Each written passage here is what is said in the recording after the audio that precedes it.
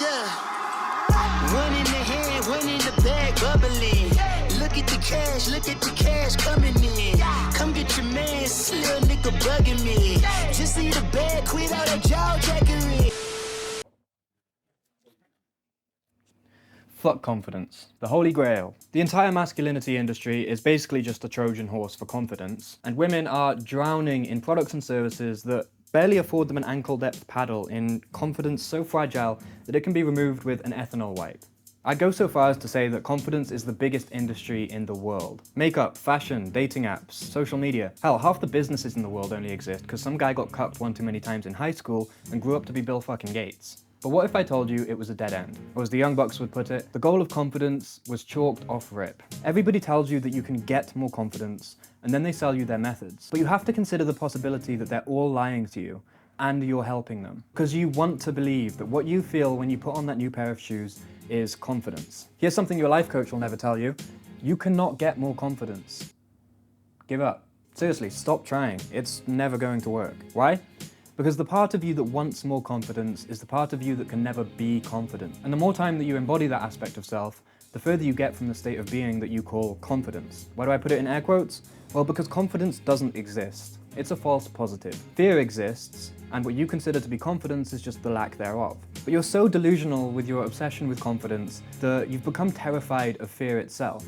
You cling so desperately to the Sigma male or boss bitch persona that as soon as you detect the slightest amount of adrenaline in your system, you spiral. You become big scared of what being small scared says about you, and now you're gigantic scared about being big scared when all that happened was the pizza guy called for directions. And now you're in the perfect state of mind to receive an advertisement for some new shoes or lipstick or testosterone supplements. That ought to fix her up. Anyway, let's take it back to the fucking core, because I really want to rip the jugular from this ridiculous cultural obsession with confidence. When you say that you want to be more confident, you're lying to yourself.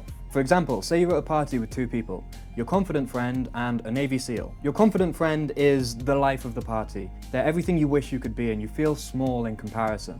You wish you could be like them. Instead, you're sat there shriveled and impotent, unable to crack a joke that makes anybody do anything other than forcefully exhale through their nose real quick. Then, all of a sudden, someone blasts in with an AK and starts shooting the place up. Your confident friend is shitting themselves, while the Navy SEAL that you're with is confidently handling the situation and escorting people to the exits. When you say that you want confidence, you're talking about the socialite's confidence, not the Navy SEAL's confidence. In fact, social confidence is the only kind of confidence that you ever think about when you say that you want that trait. Why? Because you're lying to yourself. It's not confidence that you want. You want people to look at you and feel small in the same way that you look at your confident friend and feel small. Sidebar, that one's tough to digest, I know, but it's exactly the kind of voluntary acceptance of uncomfortable truths like that that leads to genuine confidence as a byproduct, so I wouldn't disregard it straight away if I was you. It's worth considering. As I was saying, you don't want confidence, you want respect and admiration, and you think confidence is the fast-track way to get there. It's what the entire culture tells you over and over and over again. You want to get the girl? Just be confident, bro. Just be yourself. You want to do well in the job interview? You gotta be confident, dude. What's the most attractive trait? Oh, it's just confidence, you know? It's basically hammered into the core of your soul at this rate. So I cannot blame you in the slightest for really fucking wanting some of this confidence stuff. You want the respect and the admiration that comes along with it. But guess what? Nothing invites more fear than that desire. Because when you really want those things, when you set your heart on them, you're obviously going to be scared in social scenarios. Why? Because not only are you sat there thinking about yourself like a weirdo, but you're anticipating that you're about to find out whether or not you're going to get those things that you so desperately want. You have skin in the game. But everybody's heard the whole just stop being needy spiel a million times. And where does that get you? Caring a lot about how much you don't care about how other people perceive you. And you're back to square one. Whether you care about being confident or you care about not caring about being confident, you have skin in the game.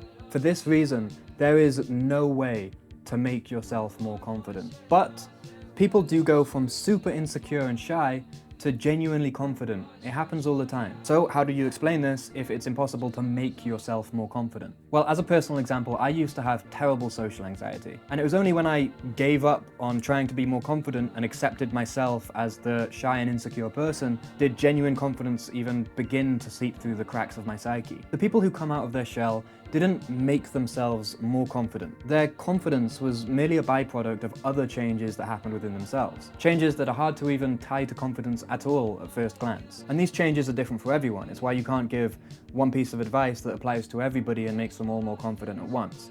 It's all individual. But there is one through line across all of these changes, these internal changes people go through that lead to more confidence. And that's that they tend to be changes which, when witnessed by the person changing, cause their sense of self-worth to increase. For instance, if you get better ideals and then you live up to them, your sense of self-worth will increase. Not because you increased it by decree, but because of who you saw yourself become. When you truly grow past your internal limits, nobody can take that from you. But external limits, fame, height, attractiveness, money, people can just always shift the standard and you'll feel small again. You can feel like the man being the big fish in the small pond, but as soon as you get put into a bigger pond with the sharks, you'll feel like a pussy again. That's why the feeling that you get when you put on a new pair of shoes isn't actually confidence. So, how do we increase our self-worth? It starts with a question. Do you deserve to be confident? I don't mean like because you're a good person and so you deserve it that way. I mean, are you genuinely worthy of confidence? What's the difference? Well, the Avengers were all good people, but they weren't all worthy of lifting Thor's hammer. Because that's different from just being good in the modern moral sense of doesn't cause too much harm to others. It's different in a way that's really hard to articulate, but you can feel it.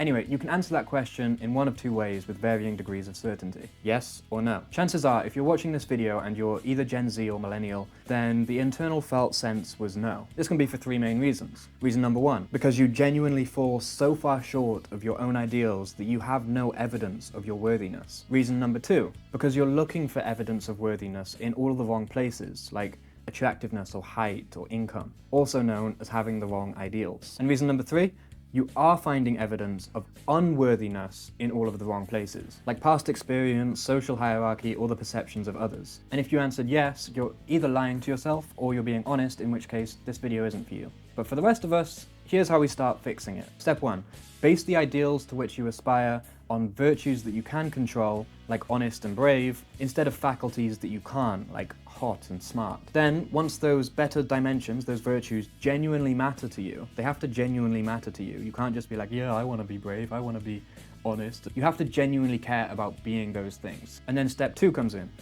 Make real progress on them. This will take a long time, but Rome wasn't built in a day. Either way, if you do this, to yourself you will become worthy of existence, and worthy of your own respect. You'll become deeply rooted in the knowledge that you're really winning battles. For instance, it's now come to your attention that you're selfishly obsessed with confidence. So here's step three. If you genuinely aspire to high ethical standards like honesty, then live in your truth. When you next enter a social context, the universe expects you to feel small and compulsively chase validation to remedy it. It expects you to try to come across as confident, and yet no matter how many times you've tried, you still get nervous, building a house on shaky ground perhaps. So, next time, try to get nervous. I'm not saying pretend to be more nervous than you actually are. I'm saying try to genuinely become more nervous, more genuinely shy and timid. Then try to show people how you actually feel, instead of trying to lie with your body language. Because then they can call you anything at all, but they can't call you fake. And if you genuinely care about being a virtuous person, you will find solace in that. Solace that, when combined with other acts of virtue and left to incubate, grows into a deep-rooted tree of self-worth. A tree that breathes in fear and exhales confidence. Then you are becoming yourself. Then you are free from your own tyranny. Fuck confidence. This is the counterculture. You in? First off, fuck your bitch and the clique you claim. West side, when we ride, come equipped with game. You claim to be a player, but I fucked your wife.